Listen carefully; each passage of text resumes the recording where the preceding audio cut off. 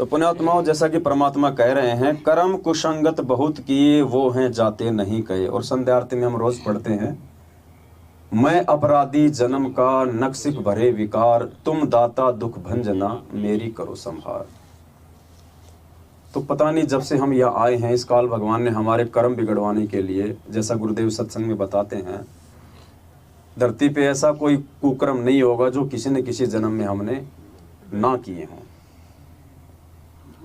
कर्म कुसंगत बहुत किए वो हैं जाते नहीं कहे, आके आप संभालो दाता 84 में जान बहे। कि हे परमेश्वर, आप ही आके हमें संभालो, आप ही हमारा उद्धार कर सकते हैं। हमें क्या, कौन से वो जो कर्म है वो करने योग्य हैं, कौन से जो कुकर्म है वो त्यागने योग्य हैं, ये जानकारी भी परमेश्वर आप ही हमें आके दो, आप ही हमें दे सकते हो गुप्त रूप से। मतलब हाँ, वो आएगा आगे, शायद आगे आएगा। आके आप संभालो दाता 84 में जान बहे। तो आज हमारे को पूज्य गुरुदेव जी ने आके संभाला कि नहीं संभाला? पुण्यात्माओं, ये सौभाग्य। परमात्मा कहते हैं ना, बोल के निकल जाते हैं गुरु जी तो, लेकिन विचार तो हमने करना पड़ेगा। गुरु जी कहते हैं ऋषि मुनियों ने, जिनकी लाखों लाखों वर्ष की उम्र हुआ करती थी, कोई हजारों साल परमात्मा प्राप्ति के लिए तपस्या करते थे, ये कोई एक पैर पे, कोई पता नहीं जल में खड़ा होके, कोई आग के बीच में खड़ा होके,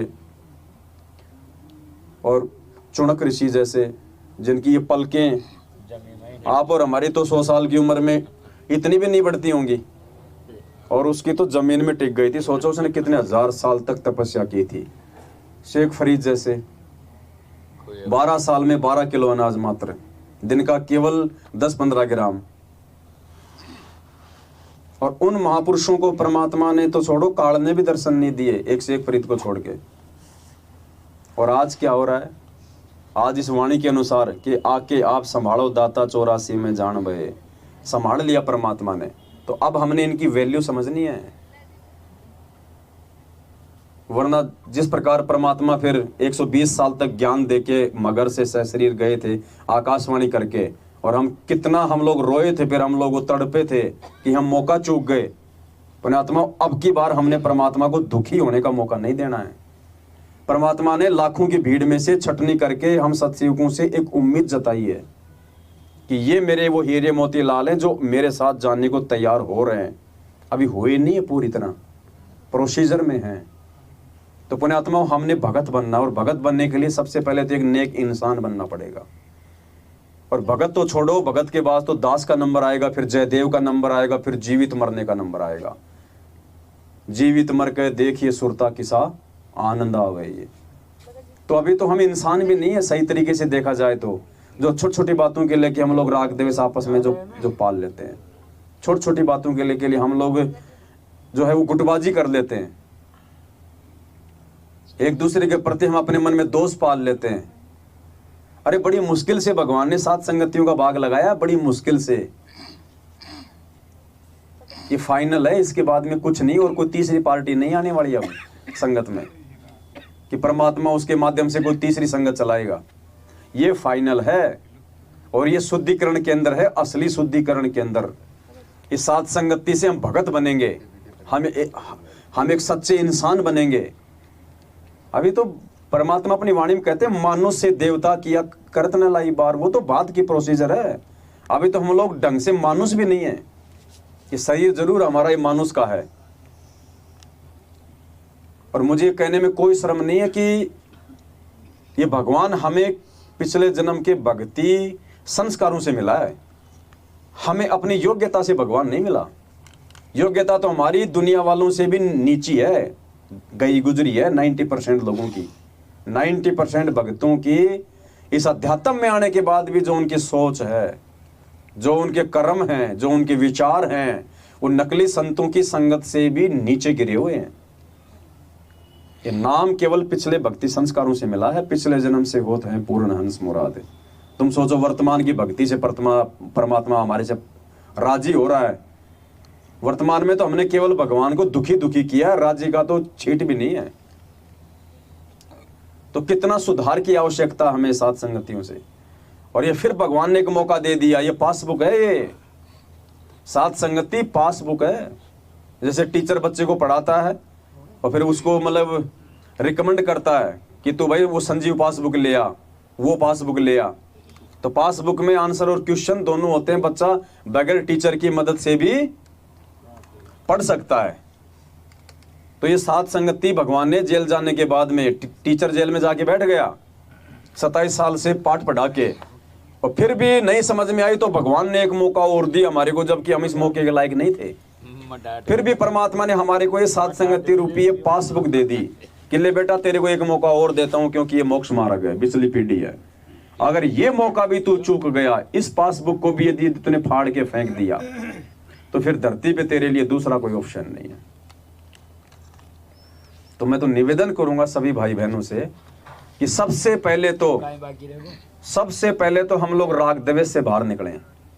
जब तक हम हर भगत भाई बहन को अपने सगे भाई बहन जैसा नहीं समझेंगे, देखो हमारे साथ चाहे कोई लाख चाहे वो बुरा कर रहा है, हमारे प्रति चाहे कोई लाख चाहे वो बुरा सोच रहा है, लेकिन हमने नहीं सोचना, क्योंकि हमने तो परमात्मा के वचन पे चलना है। हमने तो सतलोक जाना है इसी जन्म में।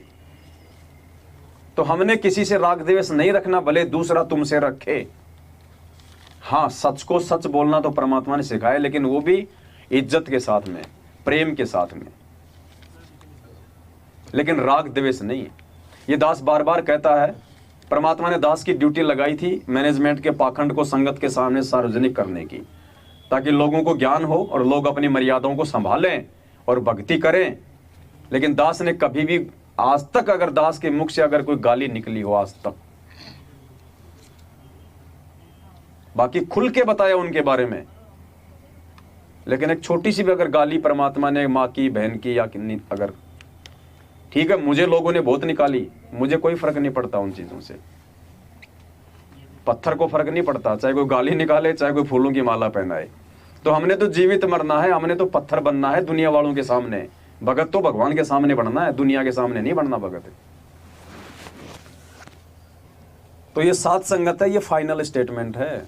आप दास आपको एक छोटा सा एग्जाम्पल देता, आपको एक छोटा सा, देखो हमारी भूल कहां पड़ती है और भगवान कैसे परीक्षा ले लेता है। आज से 4-5 महीने पहले दास के और कजोड़ भगत जी के थोड़े से मतभेद हुए थे। वो मतभेद हुए तो काफी आत्माओं ने आपस में पक्ष और विपक्ष की भूमिका निभाई। कोई इनको फोन कर रहा है, कोई मेरे को कर रहा, मुझे इनकी कह रहा है, इनको मेरी कह रहा है। वो परीक्षा थी संगत की। और दास ने फिर बाद में वीडियो बनाया, हम दोनों एक हो गए, फिर हुए ना, मतभेद हमने बुला दिए ना। क्यों बुलाए? परमात्मा की वाणी के अनुसार, परमात्मा के वचन पे चलते हुए कि साधु सज्जन सोना टूट जुड़े सो बार, दुर्जन कुंभ कुमार का एक धक्के दरार। तो हम तो 4-5 दिन बाद में फिर आपस में अपनी मीटिंग करके अपने गिला से दूर कर लिए। हम तो दोनों लाइव आ गए सबके सामने, भाई आपस में हो गए, एक हो गए। जैसे एक माँ के 2 बच्चे छोटे छोटे, और वो एक टॉफी को लेके वो लड़ाई करने लग जाते हैं, धक्का मुक्की थप्पड़ हो जाता है। 1 घंटे बाद में फिर वापस वो गले मिलने लग जाते हैं, आपस में एक दूसरे के ऊपर होके वो खेलने लग जाते हैं। तो हम तो एक हो गए, लेकिन जिन्होंने पक्ष और विपक्ष की भूमिका निभाई थी अपनी कमजोरी के चलते, उनका क्या होगा? उनको तो भोगना पड़ेगा। तो काफी आत्माओं के समझ में आई। फिर 2-3 महीने बाद में फिर हमारा हो गया वापस मनमुटाव सा। जीव है, हो जाता है, कोई बड़ी बात नहीं है। लेकिन उस बार किसी ने पक्ष विपक्ष की भूमिका नहीं निभाई, और फिर हम लोग वापस एक हो गए। सविता बहन थी, मालिक ने इनको निमित्त बनाया। दास उस समय रामदेव भगत जी के था। तो ये सब भाई बहन यहाँ से गए जयपुर से, और वहां जाके हम तो वापस हम तो गले मिल लिए, एक हो गए। अब फिर उन पुण्य आत्माओं को समझ में आया कि अगर अब की बार भी ओला सोला कुछ कर देते तो हम तो दोषी बन जाते। ये माई के लाल दोनों फिर एक हो गए। तो पुण्य आत्माओं, परमात्मा हमारी परीक्षा लेता है।